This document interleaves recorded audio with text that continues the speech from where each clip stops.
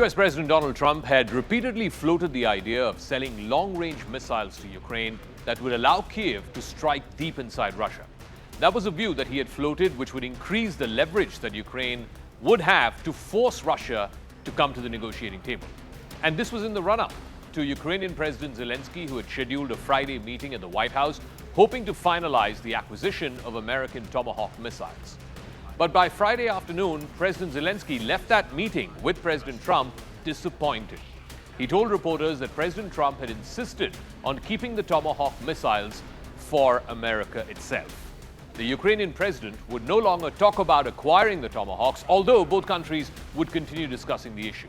We just had a call, as you know, with President Putin. I thought it was a very good call, so we'll talk about it maybe later. But it went very well. But that was not how it was earlier in the week. Between Trump's comments on Tuesday about transferring long-range Tomahawk missiles to Ukraine and Zelensky being let down on Friday, there was one pivotal moment. That was a lengthy phone call between Trump and President Vladimir Putin of Russia, who appeared to talk the American president out of this idea. It was the latest example of Trump altering his position after a personal interaction with Putin. He had acknowledged in the past that he has felt misled by the Russian president, but his frustration with Putin quickly dissipates. The same happened in Alaska earlier this year, and now this. I have to say, we want Tomahawks also.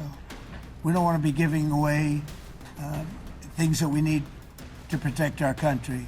In March, Trump had declared that he was very, very angry with Putin. In May, Trump had called Putin's attacks on Ukraine absolutely crazy.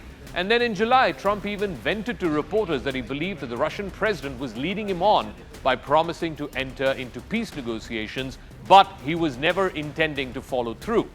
But each and every single time, Trump has re-engaged with Putin, hoping to strike a deal to end the war. Trump's dithering stand on sending Tomahawk missiles to Ukraine only further raises the stakes of a proposed summit between Trump and Putin in Hungary in the next few weeks. Secretary of State Marco Rubio is also planning to meet with his counterpart, Sergei Lavrov, Russia's foreign minister, in the next few days. After speaking for more than 2.5 hours on Thursday on the phone with Putin, Trump said that he planned to meet with the Russian leader in Hungary in a couple of weeks' time.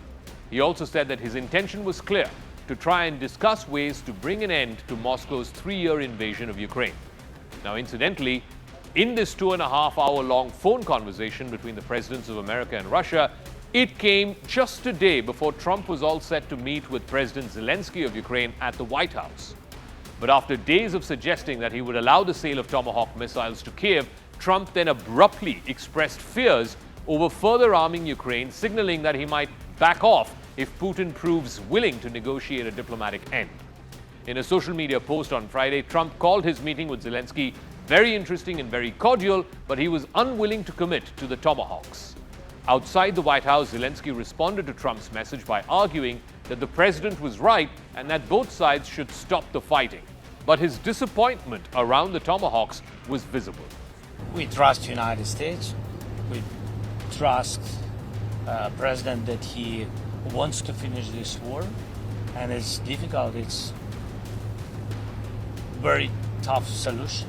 It's understandable why. Earlier in the week, Trump discussed the idea of sending these long-range missiles to Ukraine during his call with Putin. After that call, he said it had not gone over well with Putin, who had warned Trump that this would trigger a direct conflict between America and Russia. Later, Trump began backing off, saying that he wanted the peace negotiations to start between Russia and Ukraine before discussing sending any Tomahawk missiles to Ukraine.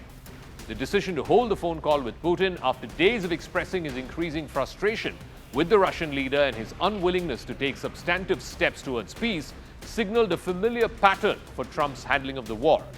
On multiple occasions in this year since he came back to office, Trump has come right to the edge of imposing penalties on Russia or giving powerful new weapons to Ukraine, but then he backs off and then he speaks with Putin. He raises hopes for a diplomatic solution, but so far, with little to show for it, Putin has doubled down on the war, and Russia's attacks on Ukraine have only gotten more brazen. Back in the spring, Trump had accused Putin of playing with fire in his conduct of the war. He said he was considering imposing sanctions, but 2 weeks later he backtracked and said that he was only testing the waters to see if Putin was serious about the negotiations. Trump never imposes sanctions anyway. Trump then set another deadline in early August for Putin to end the war. Rather than impose sanctions, Trump met with the Russian leader in Alaska, and after the first and only meeting between these two leaders in Trump's second term so far, both the presidents proclaimed that they had made headway towards peace. But Putin continued his assault on Ukraine, and he's shown little public willingness to back down. Back at the White House, Zelensky made the case for why a weapons sale of Tomahawks would help end this war. He also proposed an arms exchange in which Ukrainian drones would be traded for the long-range Tomahawks. 3, 2, 1, launch. The Tomahawks, which can travel 5 times more than the Army tactical missile systems that America has so far given to Ukraine. Modern Tomahawk cruise missiles can strike roughly 900 to 1,100 miles, that's about 1,500 to 2,000 kilometers, in common public estimates for Block 4 and Block 5 variants. This would mean that Ukraine can strike deep inside Russia, including in Moscow, if it gets these missiles. But at the very last moment, after a phone call, Trump, as always, has chickened out.